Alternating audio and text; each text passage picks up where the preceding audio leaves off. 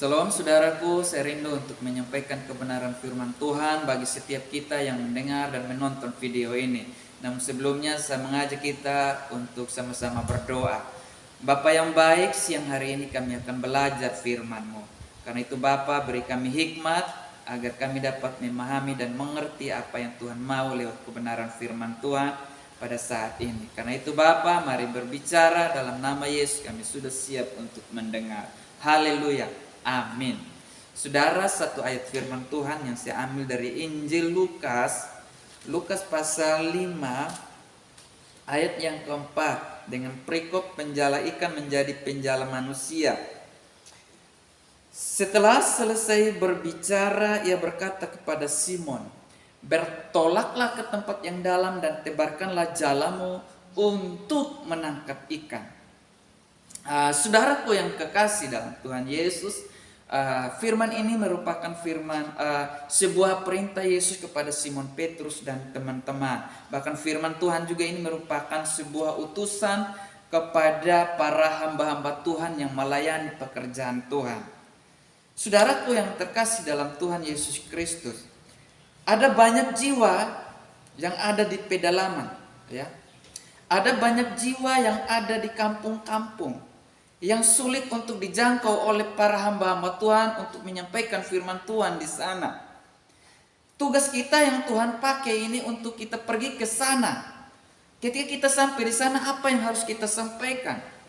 Di mana firman Tuhan di sini berkata, "Tebarkanlah jalamu." Jala di sini berbicara tentang kebenaran firman Tuhan. Kita sampaikan kepada mereka di sana dan buat mereka mengerti, paham tentang kerajaan Allah, tentang rahasia Allah di dalam kehidupan mereka. Mungkin hari-hari ini mereka mengalami sakit, mengalami masalah, persoalan. Karena mereka belum kenal Tuhan, mereka lebih banyak datang kepada manusia dan meminta pertolongan manusia. Tugas kita untuk membuat mereka mengerti, membuat mereka sadar dan bertobat, supaya mereka menerima Yesus sebagai dokter dan tabib yang baik, sebagai guru yang baik, Bapa yang baik. Tugas kita para hamba-hamba Tuhan. Kita teladani teknik pelayanan Tuhan Yesus. Tuhan Yesus dia tidak berdiam diri di rumah-rumah ibadah. Dia dari desa ke desa, dari kota ke kota, dari ke bukit, ya.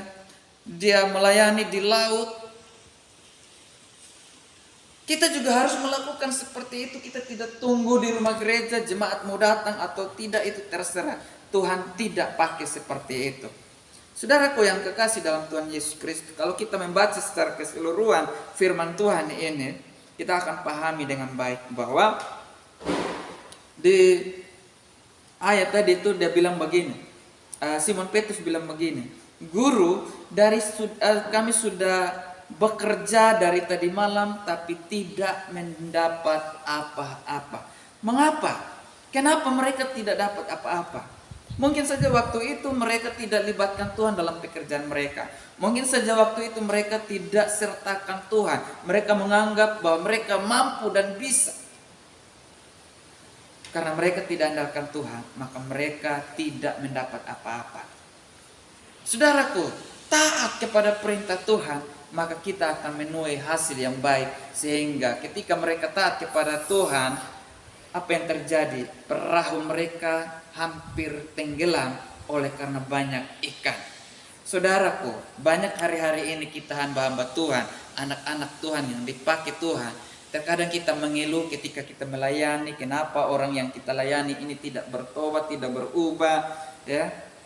Kenapa orang yang kita layani tidak sembuh dari sakitnya? Pertanyaannya seperti itu.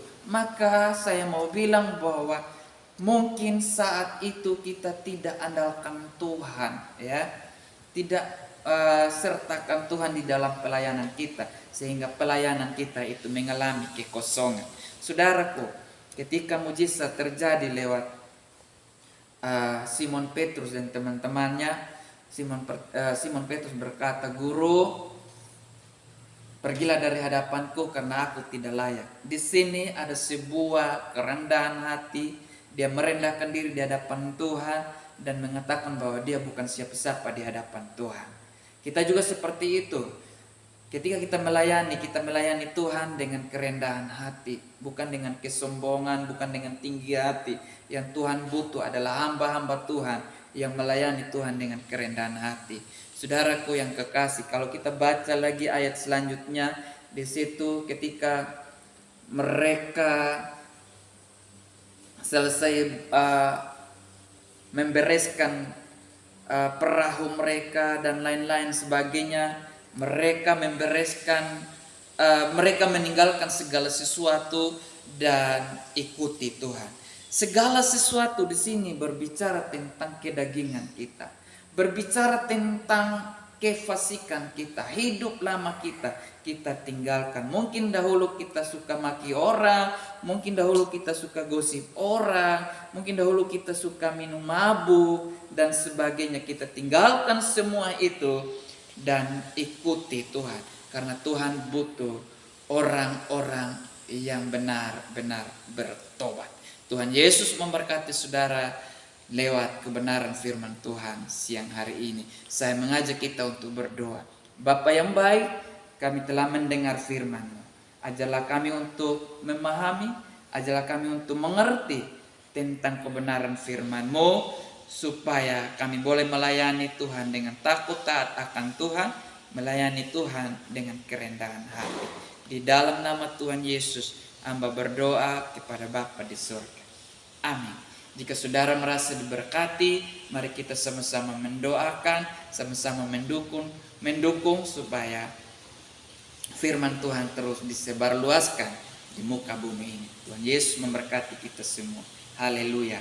Shalom.